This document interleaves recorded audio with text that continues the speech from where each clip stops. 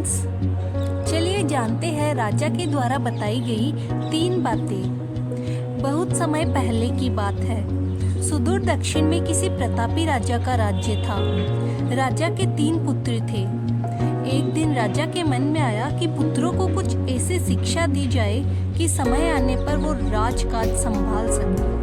इसी विचार के साथ राजा ने सभी पुत्रों को दरबार में बुलाया और बोला, पुत्रों, हमारे राज्य में नाशपाती का कोई वृक्ष नहीं है।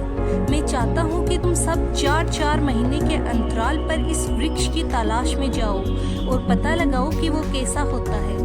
राजा की आज्ञा पाकर तीनों पुत्र बारी बारी से गए और वापस लौट आए।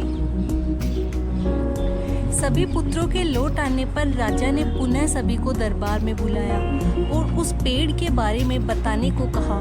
पहला पुत्र बोला, पिताजी, वह पेड़ तो बिल्कुल टेढ़ा मेढ़ा और सूखा हुआ था।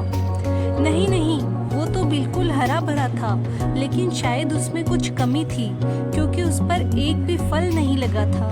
दूसरे पुत्र ने पहले को बीच में ही रोकते हुए कहा। फिर तीसरा पुत्र बोला, भैया, लगता है आप भी कोई गलत पेड़ देख आए, क्योंकि मैंने सचमुच नाशपाती का पेड़ देखा। वो बहुत ही शानदार था और फलों से लदा पड़ा था।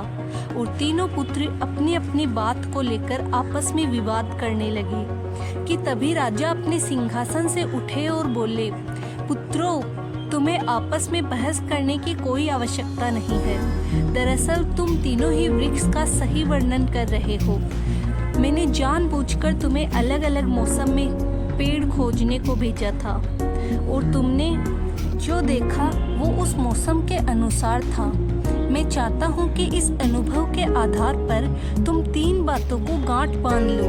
पहली, किसी चीज के बारे में सही और पूर्ण जानकारी चाहिए तो उसे लंबे समय तक देखना परखना चाहिए, फिर चाहे वो कोई विषय हो, वस्तु हो या फिर कोई व्यक्ति ही क्यों ना हो।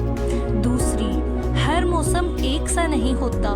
जिस प्रकार वृक्ष मौसम के अनुसार सूखता, हरा भरा या फलों से लदा रहता है, उसी प्रकार मनुष्य के जीवन में भी उतार चढ़ाव आते रहते हैं।